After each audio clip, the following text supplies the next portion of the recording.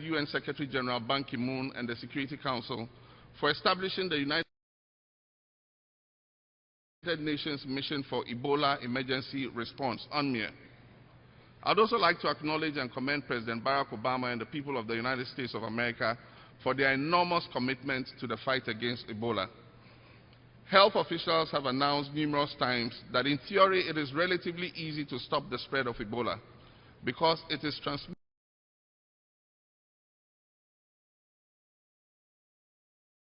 through contact with bodily fluids.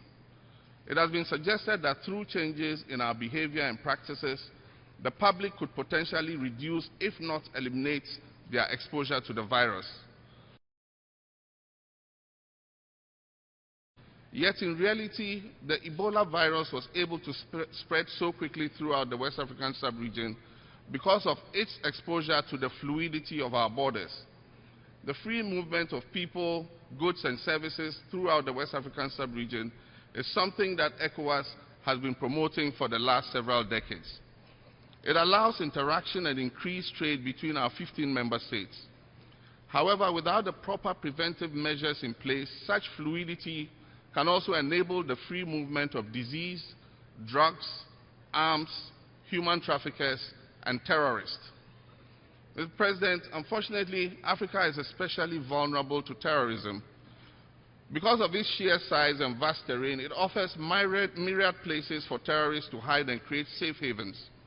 With over 60% of Africa's population under the age of 35 and a significant number living in extreme poverty, terrorists also have the opportunity to recruit new members by exploiting the ignorance and disillusionment of young people who lack the skills, education, and opportunity to find gainful employment.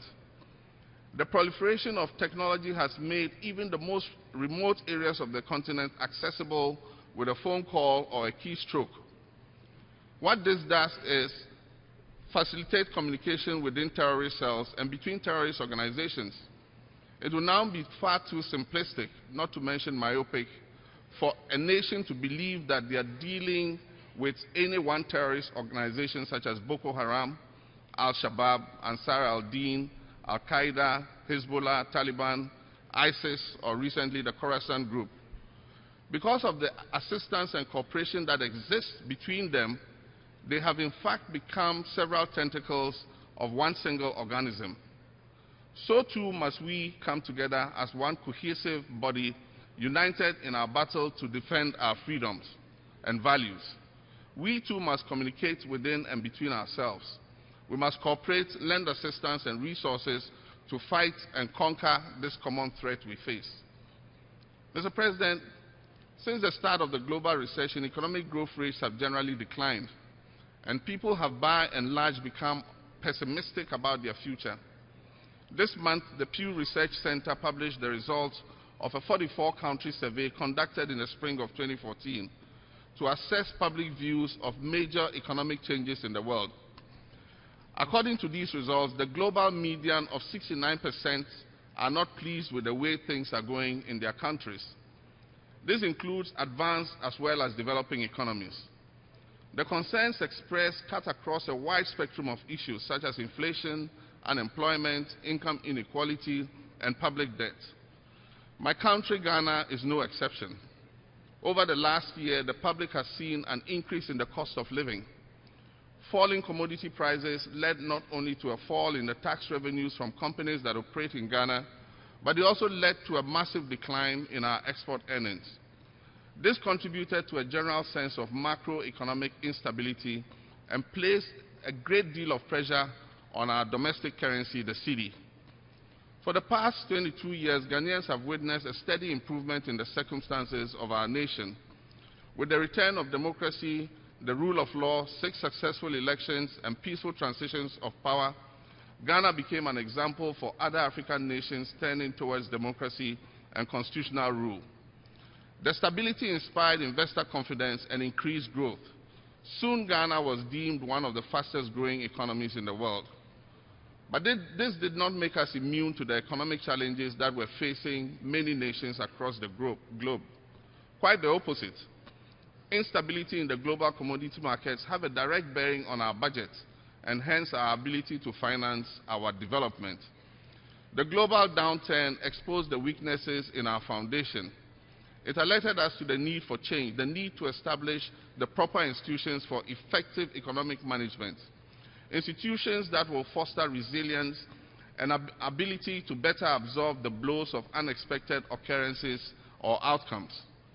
The anxieties and concerns of the Ghanaian public are understandable. Like so many African countries, Ghana has been through dark economic times, and our seemingly changing fortunes with its uncomfortable familiarity brought on a fear of regression. But this was merely a setback, only a slight reversal. Already the homegrown measures of fiscal stabilization that we have taken are yielding results. Only this month, Ghana surprised even its most ardent critics when it launched its third Eurobond for an amount of $1 billion. This successful flotation represents a return of investor confidence in the prospects of the Ghanaian economy.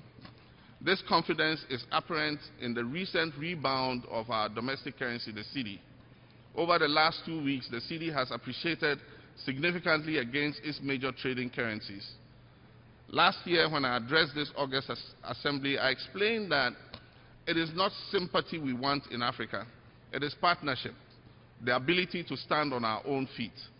In an attempt to establish such a partnership, we have entered into discussions with the IMF, an organization that is no stranger to the process of self-assessment and the implementation of change in the pursuit of true progress. Indeed, both Ghana and the IMF have evolved, and this partnership has the potential to bring about the sort of transformation that will move Ghana from the ranks of a low-middle-income country into a fully-fledged middle-income one. Mr. President, the coming year will mark the 20th anniversary of the World Conference of Women that was held in Beijing in 1995. I'd like to note with pride that it will also mark the 40th anniversary of Ghana's establishment of the National Council on Women and Development, which has since been renamed the Department of Gender.